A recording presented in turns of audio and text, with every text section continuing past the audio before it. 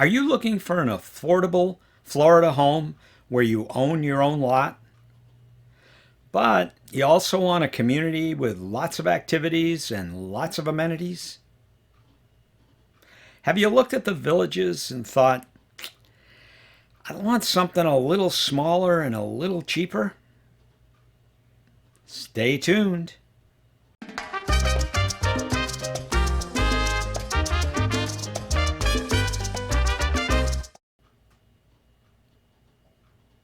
In this video, we will introduce you to the community of Barefoot Bay. It is a subdivision with a little under 8,000 homes in its own recreational district. These are manufactured homes, making them much more affordable. As for activities and amenities, they have it all.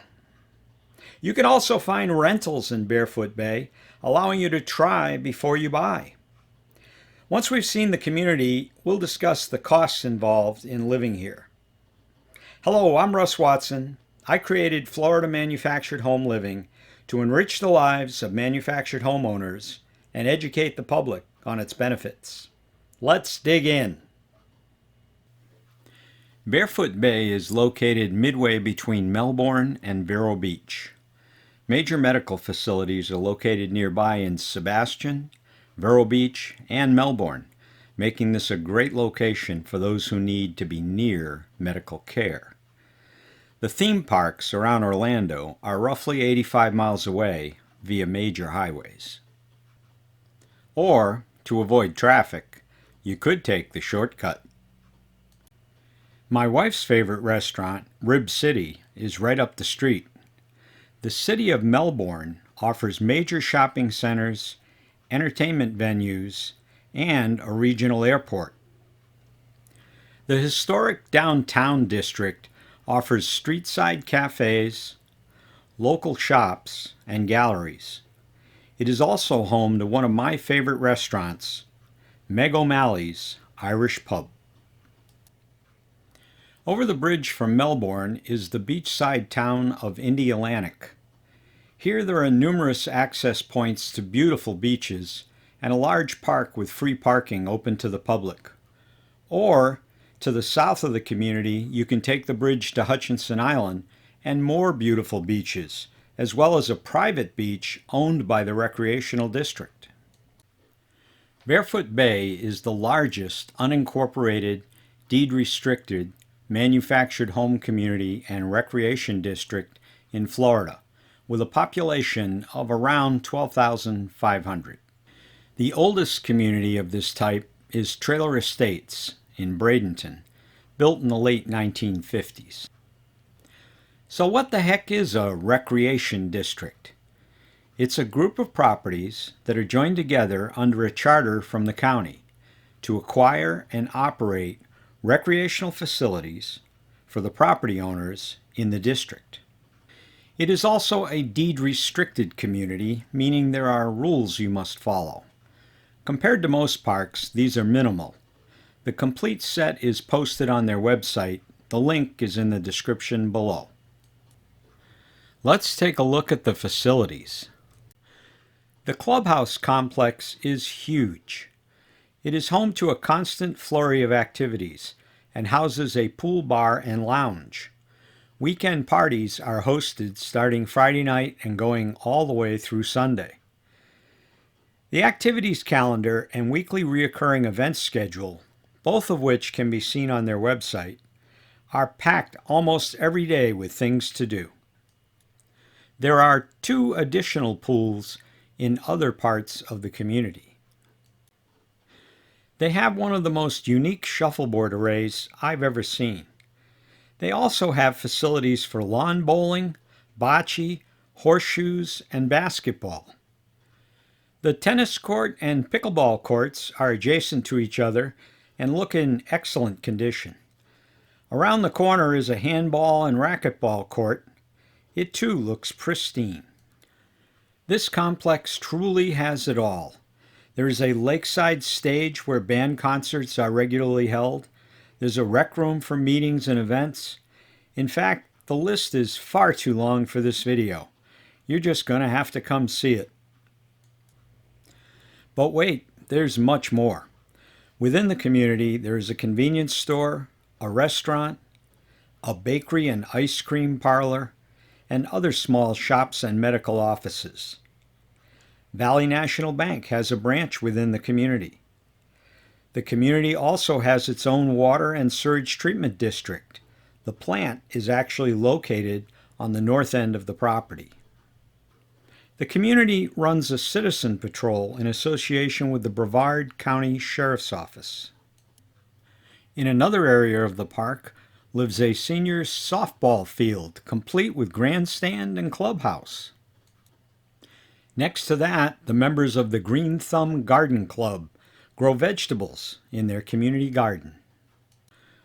The lakes offer freshwater fishing, and there is a private 770-foot-long lit fishing pier that leads out onto the Indian River. The other centerpiece of the community is the 18-hole executive golf course designed by Joe Lee. Resident memberships and discounts are available, and the pro shop is fully staffed. Fittingly enough, we wind up at the 19th hole restaurant, where you can unwind with dinner, entertainment, and a drink. At the entrance to the community, and within golf cart range, there is a Winn-Dixie for groceries and pharmacy, a liquor store, and much more. There's also a Dunkin' Donuts for you coffee fans. How about we grab a cup and go look at some houses? According to their website, Barefoot Bay was started in 1968. By 1973, 256 homes had been sold. They've been selling steadily ever since. There are still empty lots available in Barefoot Bay, although I bet they're not as cheap as when they started. Here's a new home being installed. I'm sure it's going to be beautiful. The prices you see displayed were taken from real estate ads at the time this video was produced.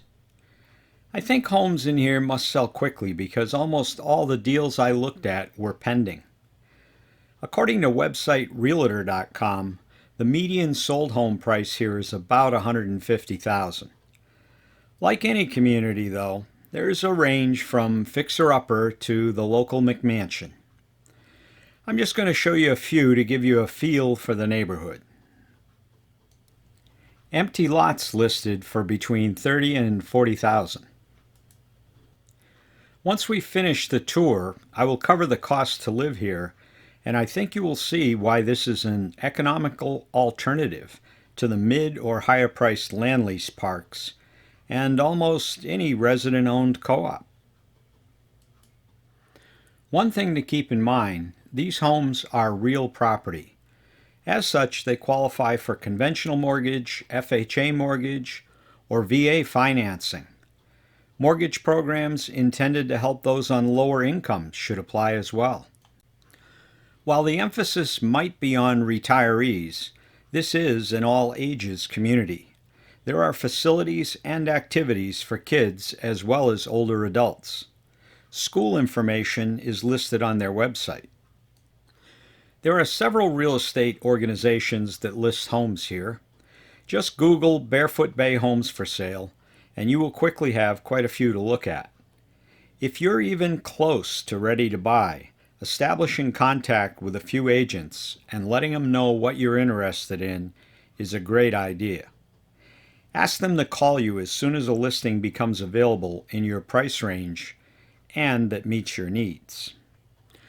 We'll just finish the tour at the 19th hole, where we can have a little libation while we talk about costs.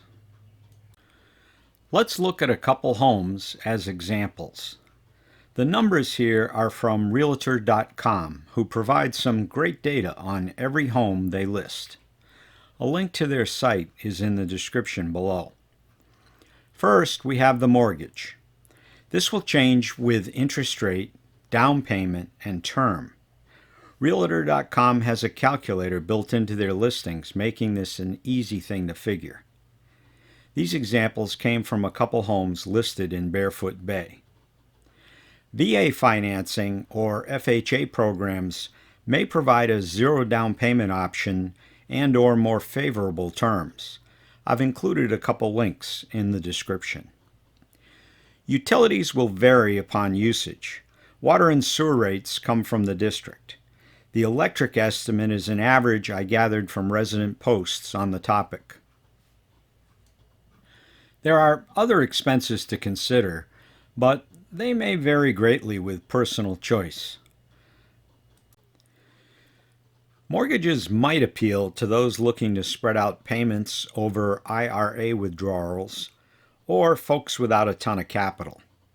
But if you're planning on selling your home up north and are tired of mortgage payments, you can pay cash and cut your monthly costs to very, very little. These options are quite similar to what you will find in a resident-owned co-op, but the difference here is that you actually own your lot, and the community cannot be sold by a majority vote of the shareholders. While not nearly as large, Barefoot Bay gives the villages some competition. The ability to finance with a conventional mortgage, real asset appreciation in the value of your home, and a greater latitude on what you can do on your own lot make deed-restricted subdivisions worth a look. This is one of the many options that exist for retirement in Florida. If community living interests you, I suggest you review my other videos and see if a manufactured housing community will meet your needs. Please give me a thumbs up if this video was helpful, and leave your comments and questions below. This really helps the channel. Thanks for watching, and see you next time.